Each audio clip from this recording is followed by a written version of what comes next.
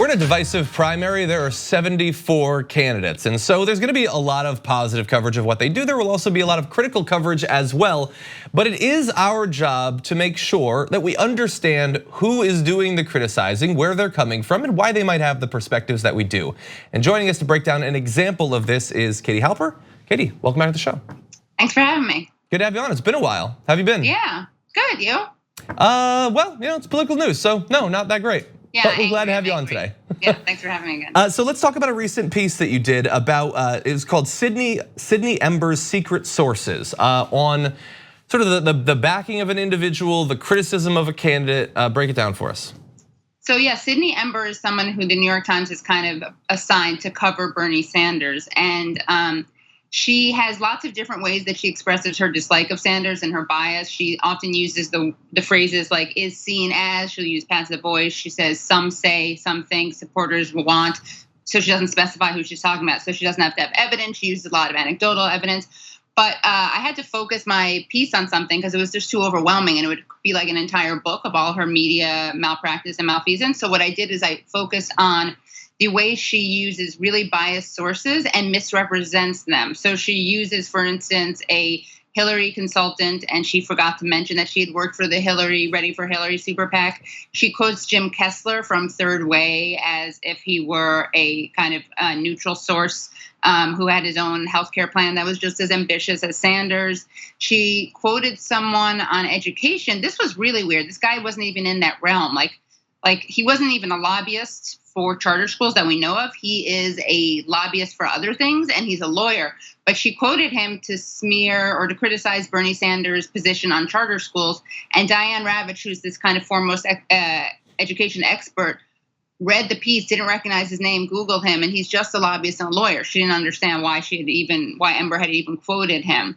And then, of course, my favorite was probably this guy Otto Reich, who a lot of people don't know Sydney Ember's name because one of the dangerous things about being a reporter and not an op-ed writer is there's not as much emphasis on your biography. You're just doing straight up news. But Ember did get a lot of attention because she wrote that piece about Sanders in Nicaragua, where her major point was that he had attended a rally against the Contras for the Sandinistas. And that to her was very incriminating. She totally glossed over the fact that the Contras, who the United States were illegally supporting, were terrorists. They raped, tortured, skinned people. I mean, one of the worst violators of human rights. And her entire focus was how embarrassing it is and how incriminating it was that Bernie Sanders had defended the legally elected government of the Sandinistas and sided with them instead of the Contras. Yeah. And she, in an interview, asked him, her first question with him, because hard-hitting journalism, she asked him if he had heard an anti-American chant at this rally in the 80s. And if he had, would he have stayed if he'd heard it? And so for that piece, she quotes this guy named Otto Reich, who is a right-wing guy who tries to get like a terrorist visas and also did PR for the Contras. He worked for Ronald Reagan doing PR for the Contras. He tried to he would place op-eds. He would place negative stories about the Sandinistas, positive stories about the Contras. He would try to threaten journalists and smear them if they did anything critical about the Contras. So these are the people she goes to. And the last one was a lobbyist, who she forgot to mention was a lobbyist. Anyway, all these people say terrible things about Sanders. They're all incredibly biased, and she can't be honest about who they are because if she were, it would be so obvious that she's smearing them. So it's a covert smear. Yeah. I'm curious because I have not followed her coverage. Is there an attempt to sort of mask it with? Is there even a veneer of fairness to Bernie Sanders? Does she occasionally cite anything positive? I mean, she'll cite other people, but it's very biased. So she cited like Otto Reich, this right-wing Contra PR man, literally worked with PSYOPs people and military people and was involved in the Iran-Contra scandal. So she'll cite him, and then she'll cite someone from the Brookings Institute, which is liberal-ish, but they also aren't as nearly as far from the center as Otto Reich is. Again, Otto Reich should be in jail, but no, I mean she'll quote some people, but she also will undermine the way they say things. So she'll quote a Sanders source, but portray them as less trustworthy, and she often will attribute things to ulterior motives on his part. Like his socialism speech was his latest attempt to deal with his electability issue. Everything is framed as a crisis. Everything is framed as his attempt to deal with a crisis, to deal with being unelectable. While he was the front runner the entire time, and even some time that Biden had entered, he was the front runner. She said that the campaign boasted of being the front runner, but it was only after Biden came in and surpassed Sanders that she wrote a piece with the headline, "No longer a front runner, Bernie goes back home." So while he's a front runner, and we see this all over, the media is obsessed with trying to portray him as in trouble. No matter where he is in the polls, he's always in crisis mode, according to the Washington Post and the New York Times. Yeah, and Katie, good to see you. It's Brett. So what is the office? What's the exactly? What is your like? Are you calling it out?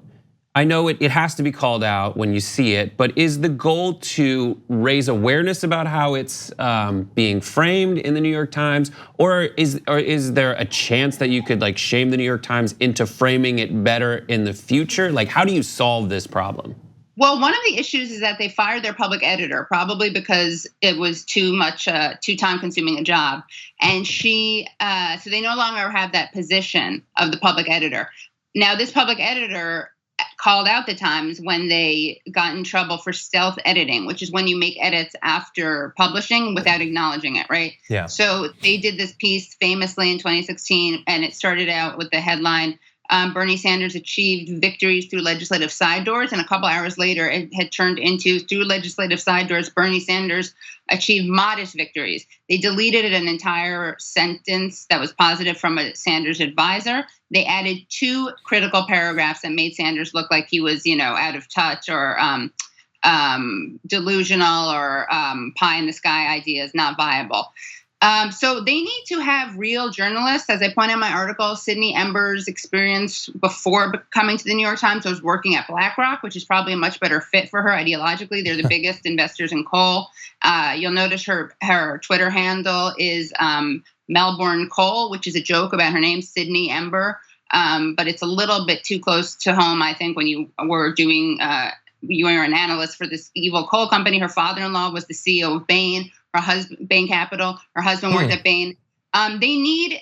She went in to cover media and finance and business journalism. Then she was assigned Bernie Sanders. I mean, and the woman, she has no idea what she's talking about. As Bernie Sanders kind of, I thought, patiently said to her when she was interviewing him, her questions to him about Central America were really. I mean, either she has no idea what she's talking about, or she just really doesn't care about Central Americans or human rights, or the fact that the United States supported a reign of terror and torture, broke the law to do so. Either way, she's... Why not both? Yeah, right. It probably is both. You're right. You can have it all, right? We can have it all. It is both. And I think she needs to, Unfortunately, we are a bit over, but I want to tell people that they can read the entire piece at FAIR, titled Sydney Ember's Secret Sources. Thank you so much. And they should contact the Times and complain and say that they need to apologize, and also have someone else cover him. And exactly. Stop being so biased. And there's still a lot of primary left, so there is time for hopefully that sort of pressure to bear fruit. And the FAIR piece has the info that you can do to call, the number to call. Awesome. Well, we really appreciate that, Katie. Thanks. Thank you for joining us. Thanks. Thank you for watching this clip from the Damage Report. For more content from the show and access to TYT Network members-only exclusives, go to tyt.com/Brooke. Wait, no, it's tyt.com/John. Go to tyt.com/John to sign up.